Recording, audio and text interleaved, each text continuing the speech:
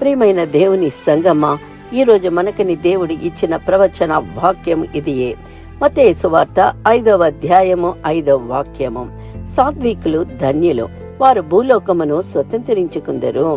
దేవునికి ప్రియమైన వారా, సాత్వికం కలవారు దేవునికి ప్రియులు.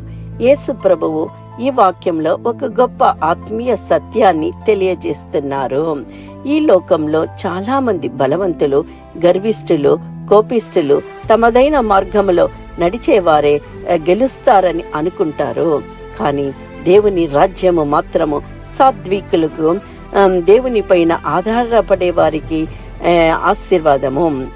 సాత్వికం అంటే బలహీనత కాదు, అది దేవుని చిత్తానికి లోబడే శక్తి. కోపం వచ్చిందనుకోండి, అది బయటకి రానియకుండా దేవుని ముందు మనసులో నిలబెట్టి సాత్వికంగా ఉండడము. అవమానము జరిగినప్పుడు ప్రతీకారము చేయకుండా ప్రార్థనను ఎంచుకోవడం సాత్వికం.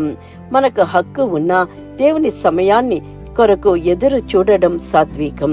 సాత్వికుడు తన గర్వంతో కాదు, దేవుని కృపతో నడుస్తాడు.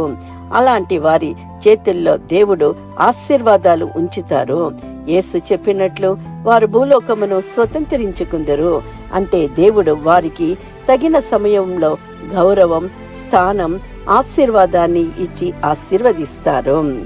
దావీదు సౌలు తన్ను చంపడానికి వెంబడించినప్పుడు దావీదు సౌలుని చంపే అవకాశం ఉన్నప్పటికీ కూడా అతనిపై చెయ్య వేయలేదు.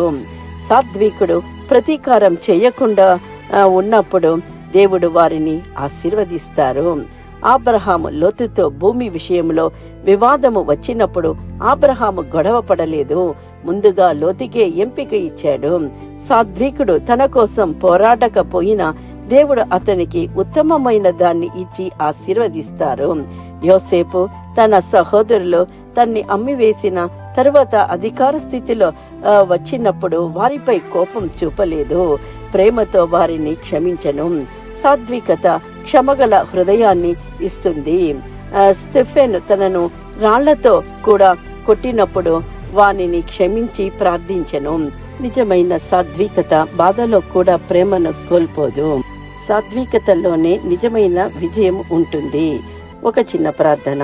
ప్రియమైన సహోదరి, సహోదరుడా, ఈ వాక్యాన్ని వింటున్న మనతో దేవుడు ప్రవచనపూర్వకంగా మాట్లాడుతున్నారు.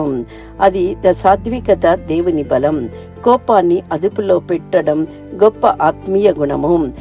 వినయముతో నడిచే వారిని దేవుడు ఆశీర్వదిస్తారు.